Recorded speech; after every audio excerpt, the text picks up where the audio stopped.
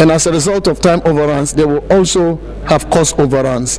And so value for money is lost. At a roundtable discussion on tracking budget expenditure of extractive revenues, ASEP, together with the Oxfam Group, further developed recommendations to guide government in its expenditure pattern. And talking about the budget statement, some issues that came up also, one had to do with the CDB loan. Well, ASAP has also come out again, and it has threatened to sue the government if it refuses to take any compensation from the China Development Bank. Executive Director of the center insists Ghana has lost a lot due to crude oil price volatility and delays in the tranche disbursement of the CDB loan. Now that the second tranche is not coming, time value of money, we have lost value on our money that we put in an account in anticipation of the disbursement of the money. This must be discussed in renegotiating the loan, and the Chinese must be made to compensate Ghana for any value lost as a result of the delay in disbursing while our money was lying down and waiting for disbursement. The compensation should reflect in reducing some of the terms on the first tranche that we are sourcing. If we don't do that, I'll be the first to sue the government for causing financial loss to the state.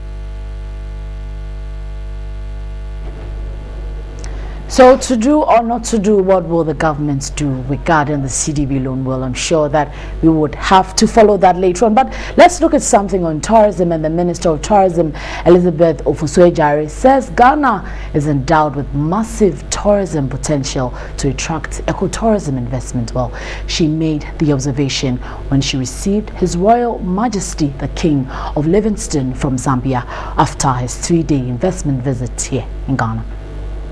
The 3-day visit, which was at the instance of the Ghana Tourist Development Company, took the Lion King and his partner, Sir Richard Hawkins, Operations Executive of Sun International Hotels Africa, to the Sudokushai Hills, Senchi, where he met the chiefs and people of the area.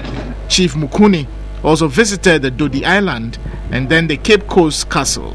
Later in an interaction, the Sector Minister Elizabeth Ofosu-Adjare pointed out Ghana has enormous potential to become a tourism hub in the West Africa sub-region. Regional integration is also important to His Excellency the President of the Republic of Ghana.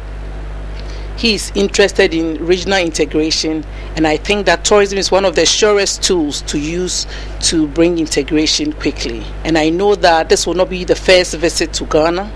You will come again as our investor.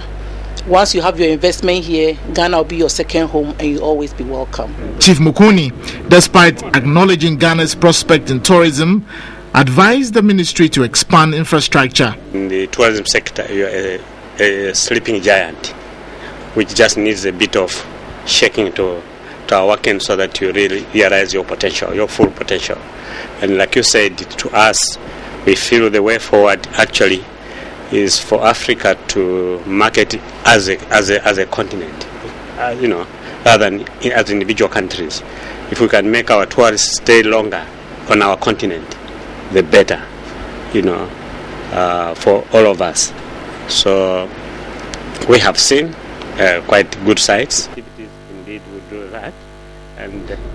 Now, when the issue of subsidies comes up, we have one party saying these products are being subsidized, and the other says no. Well, it started with petroleum product subsidies, and this time around we have the fertilizer subsidies. Well, government is considering removing subsidies on fertilizer, even though it has not been established or how soon this will be. Members of the Parliamentary Committee on Food and Agriculture say it cannot continue. Why are they saying that? Jason Amo will tell us.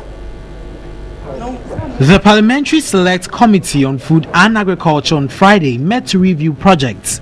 Government subsidies on fertilizer is one of the projects the committee will discuss. The chairman of the committee, Gabriel Esilfi, argues governments cannot continue to subsidize fertilizer due to several challenges. The time has come that we have to seriously consider as a nation whether the fertilizer subsidy program should continue. And then we went through some of the challenges that the ministry is facing as far as getting fertilizer, especially in for this year, because of the outstanding indebtedness that we have to the suppliers, and those are the issues that are giving the ministry some challenges to meeting the fertilizer demand for this period. The committee is, however, discussing other ways of cushioning farmers when the subsidies are removed. What the committee is also advocating is that after removing the subsidy, we should try our best to see how we can do to improve the organic production in the northern part of the country. The subsidy will not just be removed without any other intervention. Meanwhile, $9.6 million has been spent on the implementation of the Ghana Commercial Agric Program. The project is to provide infrastructure and encourage public-private partnership in the agric sector.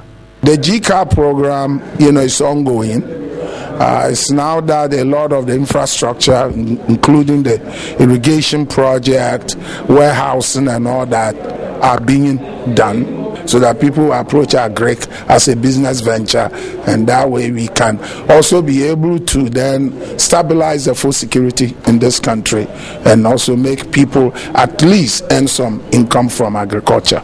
The cost of the project is $145 million.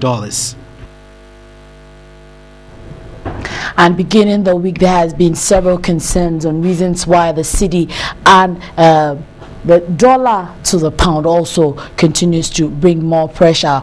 Well, we understand that there's still more selling pressure from yesterday through to today. The cedi continues to remain under pressure, and it is unchanged against the dollar and the pound. The rates are still the same compared to yesterday. 3 Ghana cedi 0319, but the Ghana cedi index ended the day at 304.02 points, representing a daily composite decline of 0.03%. And later this afternoon, we would give you more updates against the pound as well as other trading currencies. I'm Nanika Asari.